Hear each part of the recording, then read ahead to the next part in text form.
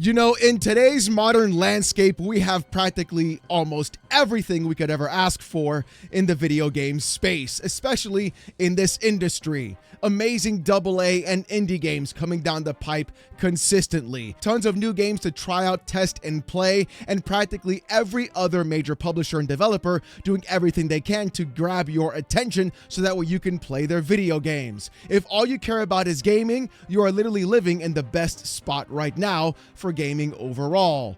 But unfortunately though, there is a dark side, a side that many people are not really accustomed to, something that people truly are not understanding what is in fact happening to their beloved hobby. And literally, it's just one thing that's been stripped away from you and I as customers. It's one thing that companies don't want you to have, and that thing is control. You see, gaming companies are doing everything they can to strip away any sense of control or ownership on you for every time you buy one of their products. And even though you've made that transaction, you've given them your hard-earned money, they've given you a license for that product, mind you, not the actual game itself. It's a very different thing. They still feel like they have ownership and control over that product, even though that monetary transaction has already been completed. And we're seeing this exact same thing happen in real time in front of our very eyes. We're watching as PlayStation is admitting that 85% of all their games on PS5 are bought digitally. We're also watching as Capcom is also admitting that 93% of their games that they've put out recently are also only bought digitally as well. People are choosing convenience over ownership and control. And yes, that can be a good thing for everybody else who doesn't want to meet the midnight launch at GameStop like we used to do when we were a proper country. The thing is, though, what we're watching right now isn't the fact that companies are removing control. It's also the fact that companies are now doubling down and even tripling down on live service slop and shutting down these games when they don't meet expectations and removing that ownership and control from you, the customer. With games like Concord coming out and flopping and failing, then shutting down. Games like The Last of Us Factions being announced and then ceremoniously shut down as well, with no one getting any sort of multiplayer tacked on to Last of Us 2 or any other game after that on top of it. Games like Highguard being announced by Jeff Keighley, being another live service game similar to Concord, and then being shut down as well. Games like Marathon with dwindling player counts over and over, week after week, as this game is going to be, of course, shut down as well. But the thing is, even though PlayStation and many other companies are doubling down, dare I say even tripling down on live service titles, it looks like one company may in fact be seeing the light and turning around in a different direction. Because according to IGN, Sega has confirmed it has canceled its mysterious, quote, super game as part of a company-wide pullback from free-to-play following weak sales. With the article saying this, news on Super Game has been thin on the ground. However, in November 2021, Sega said it was thinking about investing up to 100 billion yen, at the time approximately $882 million, over 5 years to make Super Game a success. Then in November of 2023, Sega said it was making steady headway on Super Game development. Teasing it involved, quote, the concept of a game that stands head and shoulders above normal games. There was also talk of it involving the entire gaming ecosystem, including not only players, but also streamers who stream the game to their viewers. Now, 5 years later, it was announced that Super Game is dead. Sega's free-to-play rethink stems from weak performance of Sonic Rumble Party, significant financial struggles with Angry Birds developer Rovio, and various delays. Sega said no additional costs were associated with the cancellation of Super Game, but over 100 people who were on free-to-play development have been transferred to what Sega calls full game development team to focus on the, quote, mainstay IPs. This is a lesson that I feel that Sega has learned very quickly, unlike everybody else in the gaming industry. And you can make that comparison to something like Marathon and even Fair Games, which apparently even now is still in active development. And personally, if it even launches, that game is going to be a massive disaster as well. But watching as even Sega has noticed that, hey, wait a minute, hold on, people really aren't getting into live service products anymore. They're really looking for other experiences, and pumping all kinds of money into one video game, almost $1 billion, mind you, over 5 years, which is astronomically insane, truly goes to show that gaming companies are now looking at the risk-reward structure of what live service does, rather than trying to make every single game a live service title to cash in on that golden goose. But we've seen this kind of song and dance before. PlayStation was notorious for, in the Jim Ryan era, coercing other developers to make tons of live service projects, thereby at the same time also canceling a majority of those live service projects as well. Literally going out and buying Bungie for their live service caliber quality of titles, even though we're watching in real time as Marathon became a $750 million loss for PlayStation as well. But the problem is companies like PlayStation still aren't seeing the light of what's happening in terms of their own live service struggles. And it looks like they're basically going to expose themselves in every way possible. With Genki on Twitter saying this: PlayStation are beta testing displaying player number data as part of a new UI update. A new welcome hub will show the player numbers for the week for the top 10 games in your country. US numbers are revealed. Fortnite, 14.6 million players. GTA 5, 5.3 million. Minecraft, 4.97. Call of Duty, 4.95. Apex Legends, 1.72. Marvel Rivals, 1.58. Battlefield 6, 1.51. And Arc Raiders, 972,000 concurrent players. Even though we are watching as Sega is saying, you know what, this free-to-play live service stuff, it's not really for us, we're seeing as PlayStation is now putting out those live service numbers and looking at the fact of saying, hey, we could be getting a piece of that pie. And I really feel like they're still going to be doing it. And that's going to be the scary part of all. So many publishers and developers are looking at numbers like Fortnite, like Call of Duty, like GTA 5, and soon to be GTA 6 Online, and saying, you know what, we can get a piece of that pie as well, even though they're not realizing that many users are already involved into their own live service game, and they don't have a lot of time throughout the day to play multiple live service products as well. However, though, what they can do instead is have time to play single player games that people can definitely buy and play and enjoy, especially if they own that literal product and not just a license. There's a reason why I'm talking about that now too. But it looks like PlayStation, even though they may still be doubling down on live service, there may be some hope at the end of the tunnel that even for someone like me, it looks like older IPs may in fact be coming back in a big way. Because according to The Gamer, a leaker is claiming that PlayStation is, quote, considering reviving older unused IPs. With the article saying, amid rumors that, quote, something infamous related is in the works, reputable leaker Nate the Hate claims that there are ongoing discussions about returning to other long-dormant PlayStation icons, saying, quote, there is truth to Sony exploring and considering some of their older unused IPs, he explained on X. I don't consider franchises like Uncharted or Bloodborne to be, quote, older yet.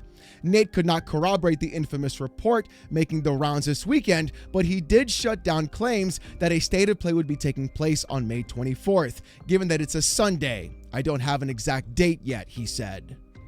And you know what? If PlayStation did this, I'd love it. It would be fantastic for everybody else, for PlayStation to stop going around and chasing all these massive live service trends that are literally going nowhere for this company and this brand, yet sitting on tons of IP doing nothing at all, just being wasted. And even then, if they wanted to go live service, they have one game in their back pocket literally every millennial and some Gen Z are dying to play, and that would be SOCOM, the easiest win of all wins to have on the live service product. It's a game people have played before. It's a game that could in fact be a live service title without being transformed into one without some weird hook, and that already has the prestige of nostalgia that many players in fact truly enjoy. But for some reason, they won't touch it. They won't look at it. It doesn't exist to them. Same thing with something like Killzone, or even Infamous as well in the past. Things like Parappa the Rapper. You've got Jak and Daxter. You got so many IPs sitting there ready to go that are doing nothing in the pipeline. Hell, RPGs like Legend Dragoon should be the easiest win for this company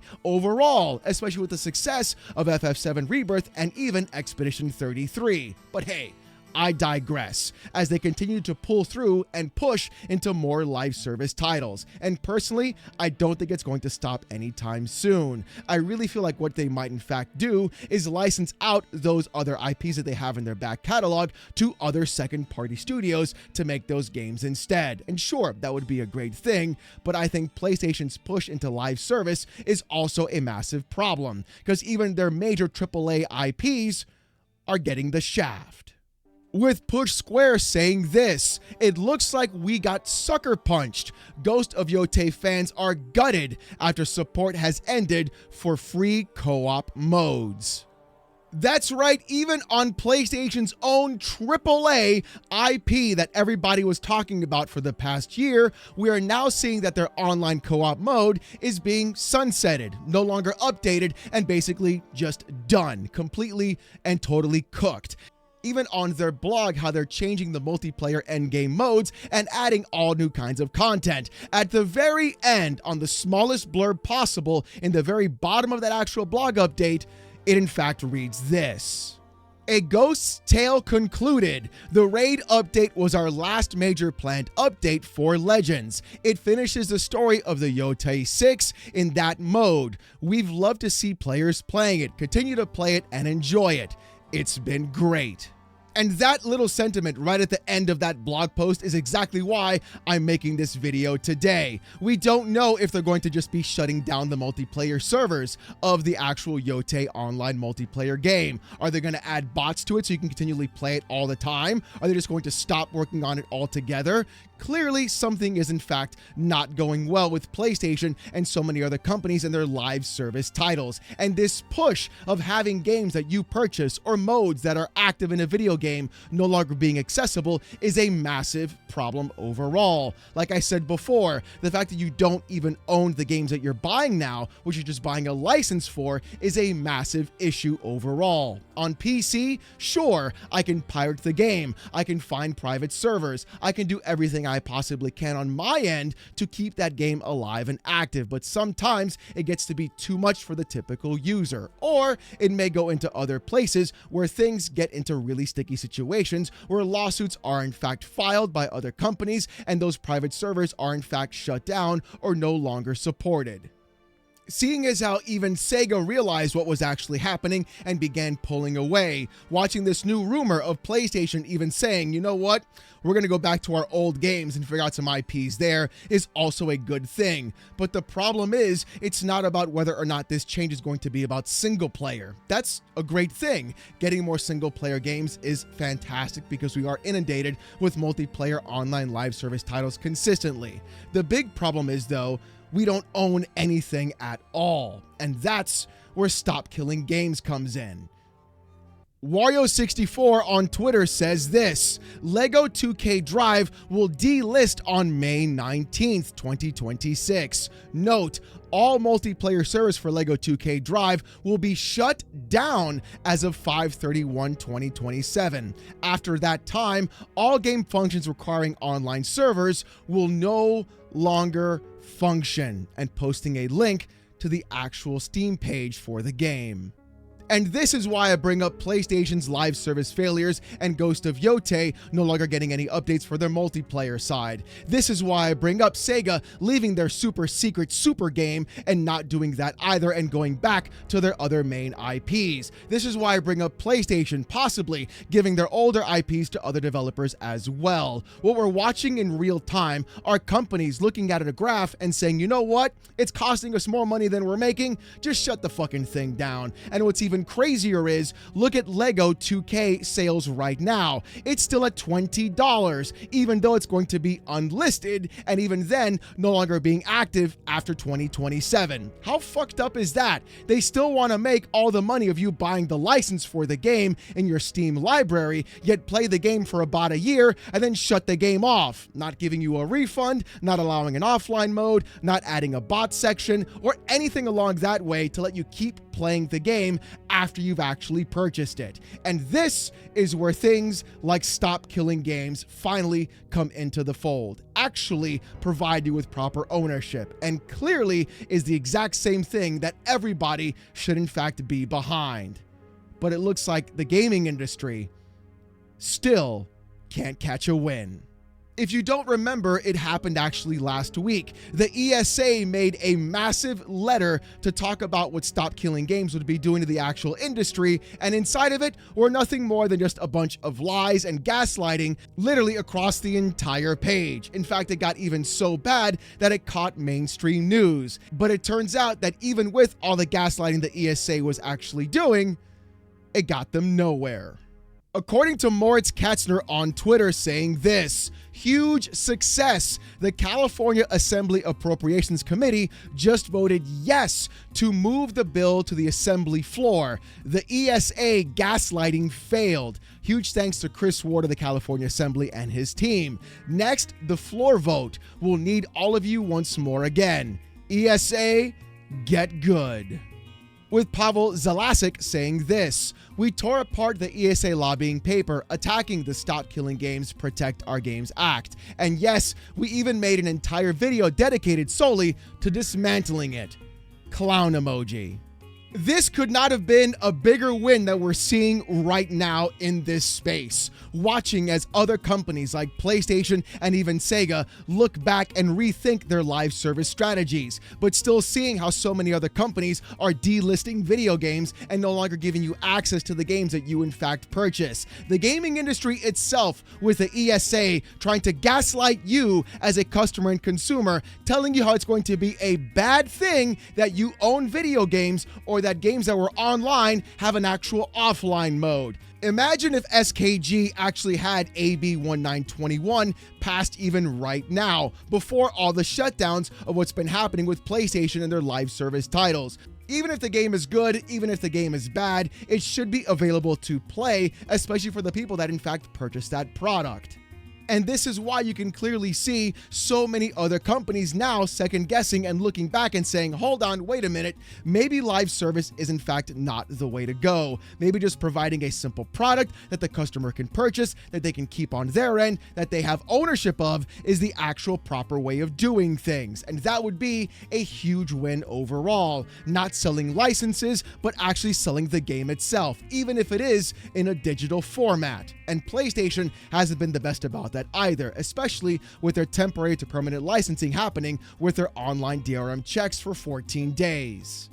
It boggles my mind how so many companies still can't get this right, when a company like Valve, however, on the other hand, is able to provide you proper refunds, give you an actual trial period of your games, give you the ability to go ahead and remove that game from your library, or even restore a game back to your library if you've ever bought it before. And they've even gone so far as to letting you know that you're buying a license of the product rather than the product itself. And if you don't agree with that, you can go ahead and purchase it on other storefronts if you'd like to. Places like GOG, or even other places online that make you wear an eye patch when you walk in the door. And clearly what we're seeing right now is the gaming industry doing whatever they can to circumvent and get out of the way of either SKG barreling down the path and saying at some point you're going to have to be responsible for the products that you put out, or at the same time watching as so many live service titles fail and flounder and collapse upon themselves and never see the light of day.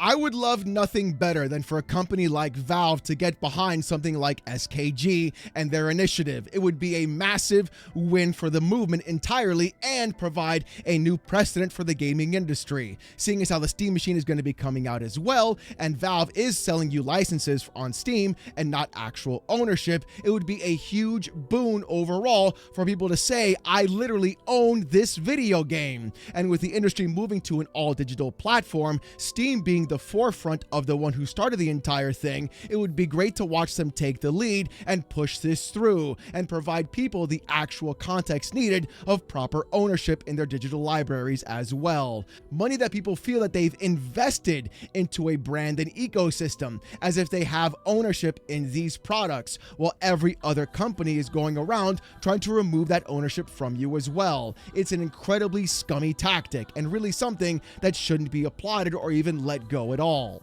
But it actually is an incredible feeling watching as SKG continues to succeed, to go through and make developers give you the ability to own your video games, and also at the same time watching as so many other developers and publishers are now second guessing their entire live service push and looking at older IPs to bring back to the new modern age of titles that everybody truly wants to have back in their pocket and play again, and also actually own. But you know what? I want to hear what you guys got to say about this in the comments section down below. Do you think SKG can in fact go all the way? Do you think that other companies like Sega and PlayStation may in fact pull away from their live service campaigns and do something else with their IPs that they're basically just sitting on, which would really be fantastic for everybody else to follow suit as well? Or do you think all of this is going to crash and burn? I want to hear what you got to say. Speaking about what you got to say, here's the comment of the day from Friday's video. With Holzworm_HD7029 saying this: I'm glad it's Valve pulling ahead. The other players in the industry would have just found another way of screwing us over. And Holzworm, I agree with you completely 100%. If it wasn't for things like Stop Killing Games, Valve, and even GOG in the actual space right now, there would be zero ownership, there wouldn't be any good hardware, and everybody would be in line trying to buy licenses and getting screwed over with every other game that they purchased getting shut down just a few years after they bought them. And that isn't good for anybody. But as always, if you want to see more of this kind of content though, more PC port reviews, gaming news, Steam Deck videos, fanboy content, and even live streams, subscribe to the channel. If you want Discord access or emotes during those live streams as well, become a YouTube member. It's as low as $1. Look, if you don't want to spend the buck, don't even sweat it. Just come on down to the live stream Saturday night, 8:45 p.m. Eastern, live right here on the channel as I wear a banana suit and get insulted with text-to-speech. It's actually insane. Think of it like Sábado Gigante, and I'm just Don Francisco, ready to get insulted by everybody for about 5 hours. Trust me, you don't want to miss it. Saturday nights, 8:45 p.m. Eastern, right here, live on the channel. But that's not it, though. If you want even more of me, check out @OhNoIt'sAlexGaming. I stream there every single day from around 10 a.m. to about 2 p.m. Monday to Friday. We play games, we hang out. It's honestly a really chill and fun time. Check it out because videos also go up there every single Monday as well. I get a brand new one talking about Subnautica and the gaming industry. Link to that channel is in the description down below. With all that being said, though, thank you guys so much for watching. Hope you have a great one, and I'll see you gooners next time. Peace!